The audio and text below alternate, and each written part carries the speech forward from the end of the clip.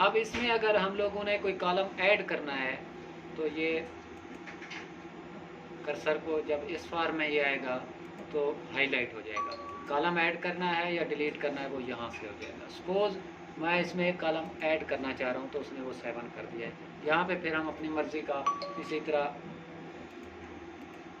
ये खोल के सपोज़ इसमें मैं रेजोल्यूशन ऐड करना चाहता हूँ तो वो रेजोल्यूशन ये 29, 30 जितने भी आप बनाना चाहें बना सकते हैं, जो आपकी रिक्वायरमेंट है कॉलम ऐड कर सकते हैं। उसके बाद क्योंकि मैं अब इस अपनी सेटिंग में ये चीज़ ऐड नहीं करवाना चाह रहा, इसलिए इसको कैंसिल कर रहा हूँ। अगर ओके करूँगा तो ये रिपोर्ट में ऐड हो जाएगा। कैंसिल कर दिया। अब यहीं से आप इसका प्रिंट निकाल सकते हैं। ये प्रिंटर सेलेक्ट है 1/1 और ओके करूँगा तो ये इसका प्रिंट।